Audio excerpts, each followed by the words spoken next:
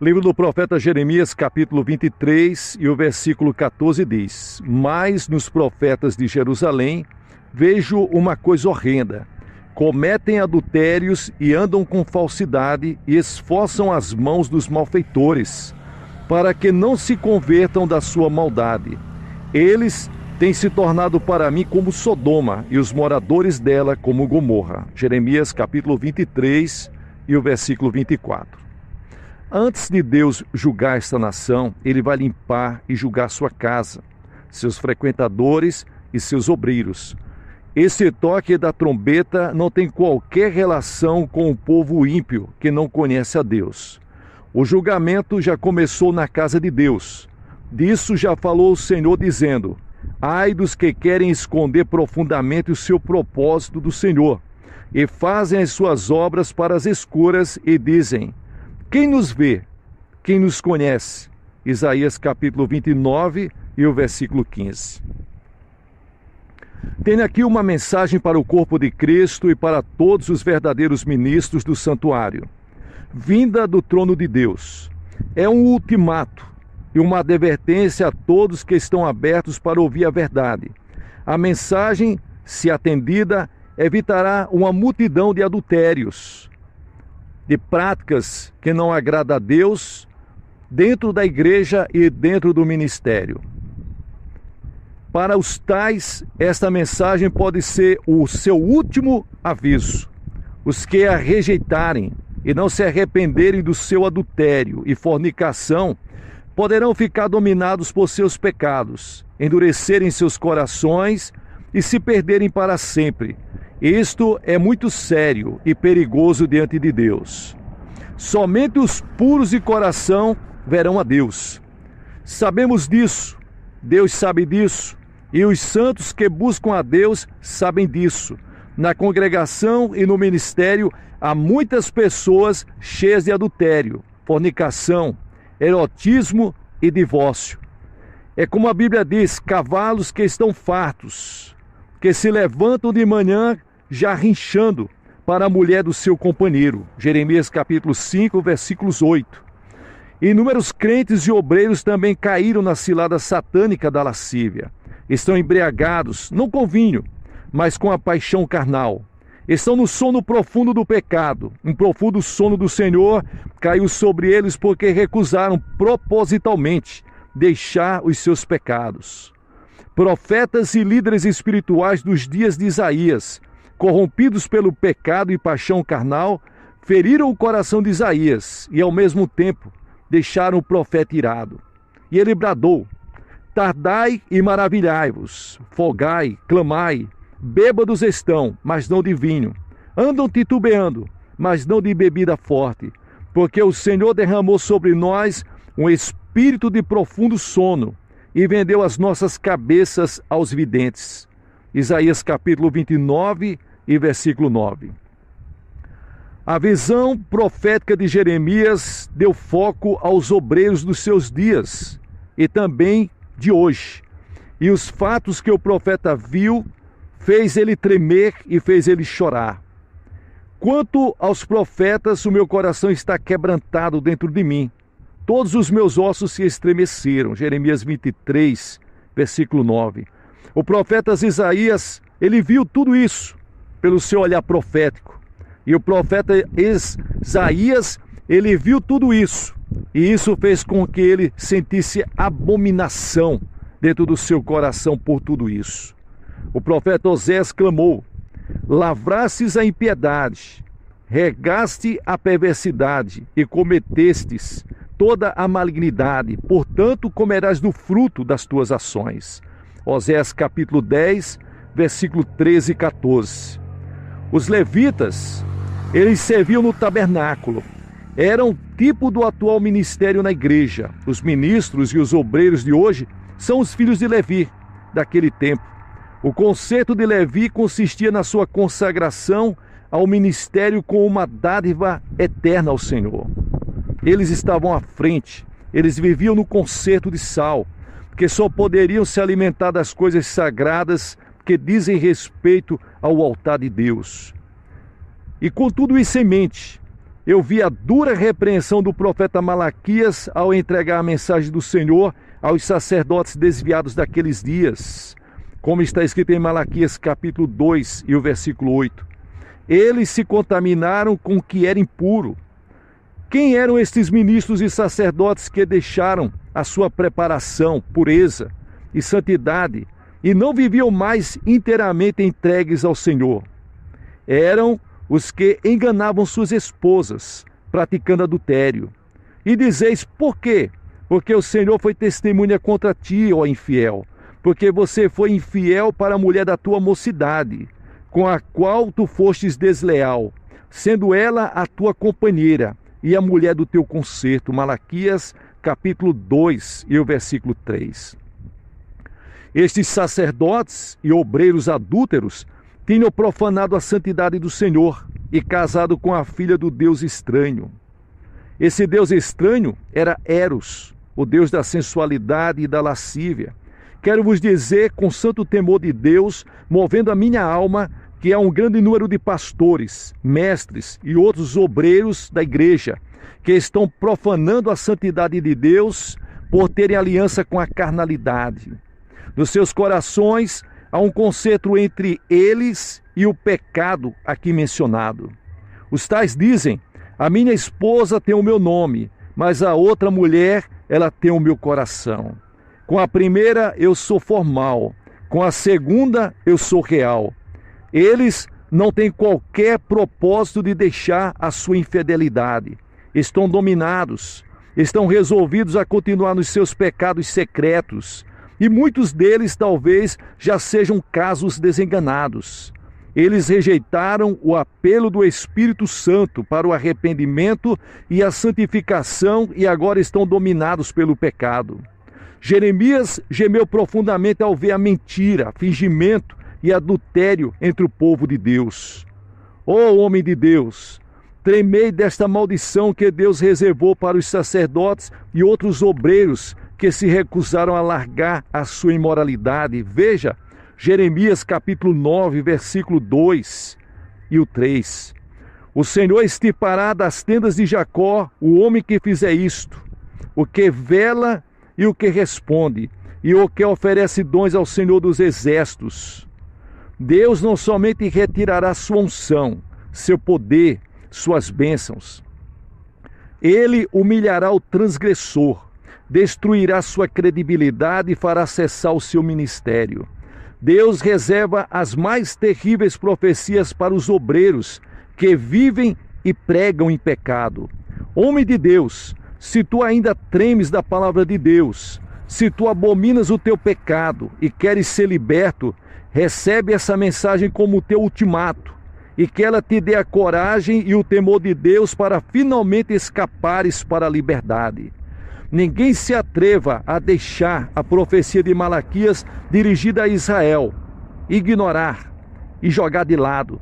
Está escrito, se não ouvirdes e se não propuserdes no vosso coração da honra ao meu nome, diz o Senhor dos Exércitos, enviarei a maldição contra vós e amaldiçoarei as vossas bênçãos. E já as tenho amaldiçoado, porque vós não pondes isso no coração. E eis que vos corromperei a semente, e espalharei esterco sobre os vossos rostos, o esterco das vossas festas, e com ele sereis tirados. Malaquias capítulo 2, versículo 2 e 3. Os demais crentes, não pertencentes ao ministério, infiéis para suas esposas, enganando-as e por fim deixando-as por outra mulher, estão neste momento também sob o anátema de Deus, especialmente se têm filhos. Deus está dizendo em sua palavra que essas pessoas estão fadadas à maldição. A semente, isto é, o evangelho que eles pregam ou escrevem, não tem poder. A morte só produz morte.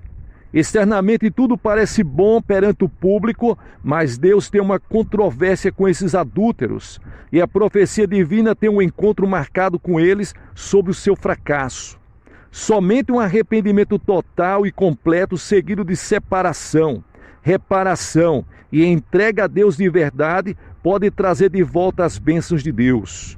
O obreiro que está no púlpito e ao mesmo tempo vive em adultério tem a iniquidade nos seus lábios. Não está vivendo completamente, não está sendo um exemplo de santidade e está transgredindo o mandamento do amor ordenado por Deus.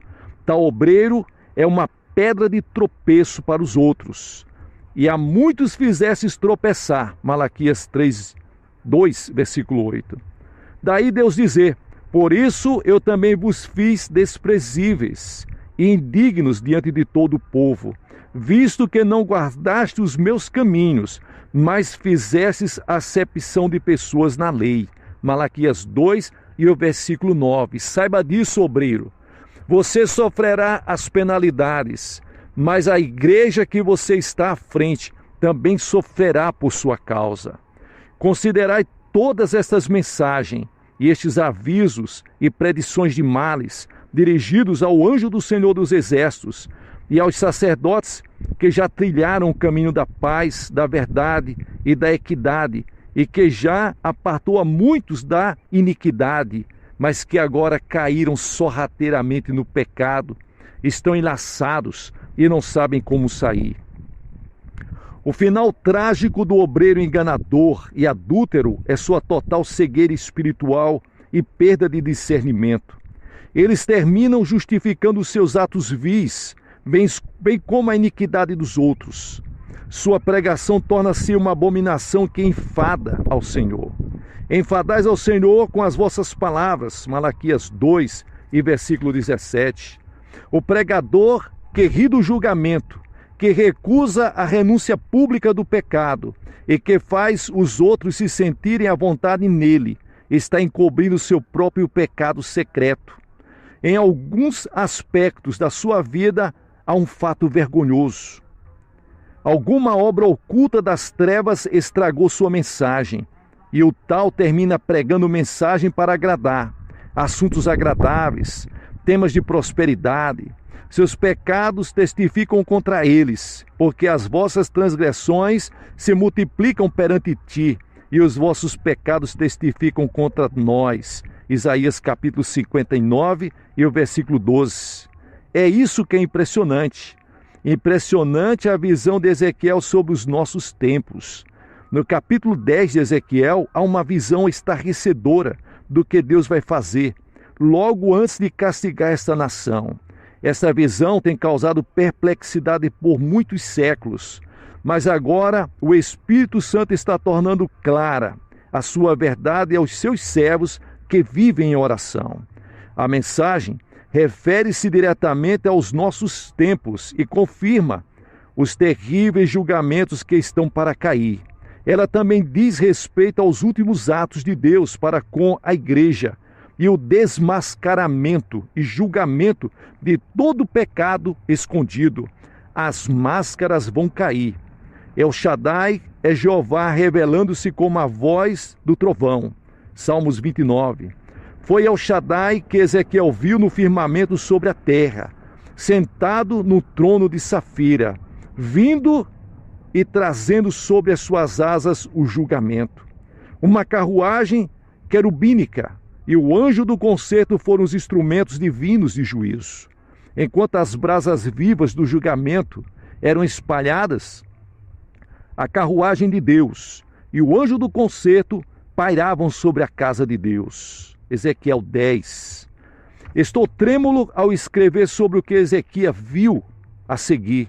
Estou trêmulo ao pregar sobre o que Deus tem colocado no meu coração, pois refere-se aos nossos dias.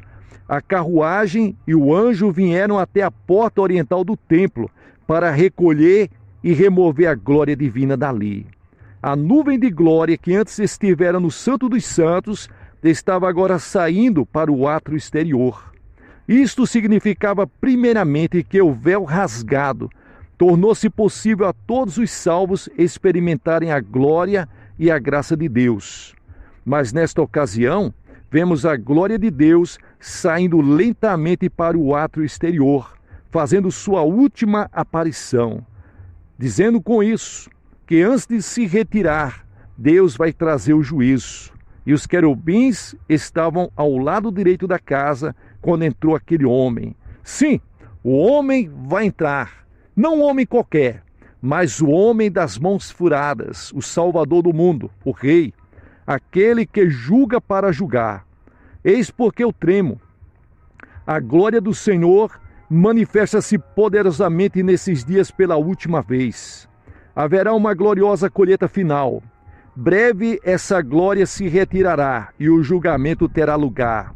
Começando na casa do Senhor, a glória está presentemente na entrada do templo, e lá ela está fazendo a mais sublime chamada para o arrependimento e santidade de que a humanidade tem notícia. Enquanto a glória pairava na entrada da casa de Deus, o anjo tomou brasas de fogo e lançou-as lá. São as brasas de fogo que purificaram os lábios de Isaías. Os crentes vencedores serão purificados e santificados antes que venha o julgamento mediante uma revelação do poder da cruz. A revelação da santidade através da fé será acompanhada por uma manifestação final da glória do Senhor. Portanto, diante de tudo isso, você que está andando pelos caminhos que desagrada a Deus, é tempo de se voltar para o Senhor.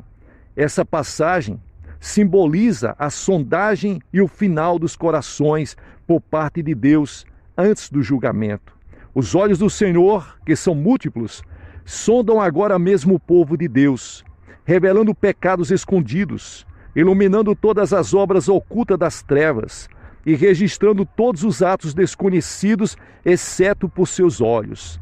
Nada há encoberto que não seja revelado. Há olhos penetrantes na glória de Deus. Isaías disse: Jerusalém, Judá, tropeça e cai, porque a sua língua e as suas obras são contra o Senhor. Nós não devemos nos colocar contra o Senhor, meus irmãos. Davi disse: seus olhos estão sobre as nações. Davi teve a mesma visão que Ezequiel. Ele escreveu: o Senhor está no seu santo templo. O trono do Senhor está nos céus. Os seus olhos atentos e as suas pálpebras provam os filhos dos homens. Salmos 11 e o versículo 4. Meus irmãos, como você está, como você se encontra quando os olhos do Senhor estão voltados para a sua vida? Cada crente, cada obreiro do Evangelho está nesse momento sob a sondagem dos olhos flamejantes de Deus. Graças a Deus que a sua glória ainda não se retirou. Porém, o nosso Deus está em atitude de julgamento no firmamento sobre a terra. A sua glória reluz nesse momento em todo o seu poder e esplendor celestial. Deus está chamando, Deus está falando e Deus está dizendo: é tempo de se voltar para mim. Eu estou convicto no meu coração de que o Espírito Santo está realizando sua obra final de convencer os pecadores. E há muitos pecadores dentro da própria casa de Deus. Há muitos pecadores no meio do ministério. Existe por aí muitos ministérios que já estão apodrecidos, já estão jogados no charco de lodo, já estão vivendo vidas completamente mal cheirosas, que estão subindo as narinas de Deus, e Deus está preparando o seu dia e a sua hora para derramar o seu cálice sobre essas pessoas. Mas a nossa alegria, que ainda é tempo de se voltar para Deus, e é por isso que essa mensagem está chegando até você. Eu creio que a glória de Deus já se afastou de muitas igrejas e dos seus dirigentes. Grande número de crentes está atualmente sob a influência de espíritos enganadores e estão aferrados ao sono do pecado. A glória de Deus já saiu da vida dessas pessoas. Servo de Deus, se há tempo de libertação para ti, esse tempo é agora. Não deixes para amanhã para tomar sua resolução. Teus dias estão contados. Deves clamar a Deus agora, arrependido, e deixares que o Espírito de Deus sonde as áreas ocultas da tua vida e te dê forças para deixares os teus pecados secretos. Se não o fizeres, a glória de Deus se apartará da tua vida, do teu ministério, das tuas pregações, dos teus hinos e louvores, das tuas orações, e você se tornará uma terra seca. Malaquias profetizou dizendo que Deus se assenta afinando e purificando a prata, purificando os filhos de Levi e levando a todos um grande momento de purificação e de mudança de vida e personalidade. Malaquias 3:3.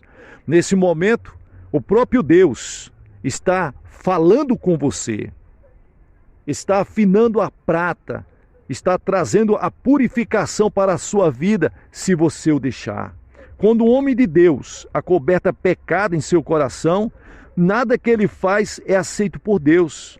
Os pecadores são salvos por meio de tais pessoas, porque a palavra de Deus por si mesmo produz fruto. Mas Deus deixa claro nessa profecia que Ele, na sua soberania, vai tratar com cada servo seu, conduzi-los para a purificação e consumir nele tudo o que não é santo e nem aceitável por Ele. Todos os que se recusarem o caminho da santificação serão rejeitados como o sal quando perde o seu sabor. Muita coisa que a igreja aceita e pratica é uma abominação aos olhos de Deus. Mas nenhum engano, falsidade, leviandade, duplicidade, namoro ilícito e sensualidade suportará o fogo que está para vir. Deus vai fazer também permitir que os espíritos de mexeriqueiros fiquem juntos dos obreiros e crentes em geral e que cometem pecados secretos, e esses espíritos maus espalharão notícias para todos. Porque é assim que acontece. Saiba disso, pecador. Não existe nada em oculto, nada em secreto que não seja descoberto. Deus preservará a reputação do ministério dos que se abrigam na cruz, dos que mortificam o seu eu. O céu todo aplaude o servo do Senhor que se arrepende e que, por fé, vem para a luz da presença do Senhor, onde as suas obras serão expostas para a luz divina. Deus tem uma multidão de crentes desse tipo, crentes que enfrentam ardentes tentações, os quais, chegando ao ponto do fracasso e queda, correm para os braços poderosos de Deus, onde encontram livramento, perdão e tempos de refrigério para a sua alma. São os que detestam o pecado, chegaram a experimentar os horrores e o poder maligno e escravizador do pecado e foram libertos pelo precioso sangue de Jesus. Eu falo com você agora, meu irmão. Eu falo com você agora, minha irmã, que está vivendo uma vida de duplicidade. Diante dos homens, diante das aparências, você é um homem de Deus ou uma mulher de Deus, mas no oculto, você vive na prática daquilo que não desagrada a Deus. A mensagem é essa: arrependa-se dos seus pecados, deixe o adultério, deixe a fornicação, deixe a lascívia, deixe a pornografia, tudo aquilo que não agrada a Deus, tudo aquilo que suja e mancha as suas vestes espirituais e impede que o azeite glorioso de Deus desça sobre a sua cabeça e traga unção para a sua vida. Nós que servimos a Deus, nós não podemos ser enganados por espíritos malignos. Santos de Deus, não se guiem pelas coisas que acontecem aparentemente. Há crentes infiéis para suas esposas e que a seguir passam a viver com outras mulheres, mesmo assim aparentemente desfrutando da bênção de Deus. Mas não é bem isso que acontece. Não se pode nem ouvir e nem ver o julgamento de Deus sobre os tais. Ninguém sabe das noites sem sono, do desespero e da tristeza que invade tais pessoas. Permanecer sob o desagrado de Deus é um fardo que poucos conseguem suportar. Quando os céus se fecham, quando os céus se tornam de bronze, quando as orações não fazem mais sentido e as pregações se tornam mornas e frias, acabou a graça para o obreiro. O povo pode até gostar deles, mas a perda de respeito por eles é total. Aqueles que estão no ministério, vivendo em adultério, estão ministrando para a morte e não para a vida. Aquele que vive sob a mão do pecado e que vive sob o domínio do diabo, os ouvintes deles não têm transformação. A única mensagem poderosa é aquela que procede de um coração puro, de homens de mãos limpas. tudo mais é como o metal que soa e como o sino que tine. Deus não fala para um homem ou mulher que, sendo seus vasos, vivem em pecado. Quer conhecer quem é o obreiro? Se Deus fala através dele ou não, veja os seus atos, veja as suas obras, veja os seus frutos. Deus ainda é o mesmo, meus irmãos. Há tais pessoas que pregam e não vivem o que pregam, estão pregando produtos das suas próprias mentes e por isso suas pregações giram em torno do homem. Eles não têm a palavra que queima e fere da parte de Deus, que leva os homens a caírem de joelhos. Eles não infundem pavor aos que levam uma vida mista, comprometida com o pecado. A voz forte interior divina foi silenciada pelos encantos de uma mulher adúltera. É preciso evitar que os olhos se encham de paixão carnal, mas Satanás sempre procura mostrar um vazio em nossas vidas para nos envolver em relacionamentos indignos. Saiba disso. O povo de Deus está sofrendo por causa dos maus obreiros. Toda a congregação, toda a igreja sofre por causa dos maus obreiros. Pessoas que não têm moral, que deixaram a mulher da sua mocidade e hoje estão vivendo outros relacionamentos. Sobem ao púlpito, mas não têm força, não têm moral, não têm a unção de Deus para ministrar, porque dentro de si o Espírito está acusando. Nós cremos na graça de Deus, nós sabemos que Deus perdoa, mas é preciso que a pessoa se arrependa de todo o coração. Então saiba disso. Terminando a nossa preleção, Deus odeia o divórcio, Deus odeia o adultério, e todas as pessoas que vivem em adultério, que vivem se divorciando e deixando a sua mulher, a mulher da mocidade, essas pessoas estão em desagrado a Deus. Não importa quem seja, não importa a posição que tenha, ou a pessoa serve a Deus ou não serve, ou a pessoa é de Deus ou não é. Que essa mensagem traga para você o arrependimento. Você que tem ido longe demais, se arrependa, pecador. Volte-se para Deus. Volte-se para aquele que pode todas as coisas, porque seus olhos de chamas de fogo está percorrendo toda a terra e está olhando para você.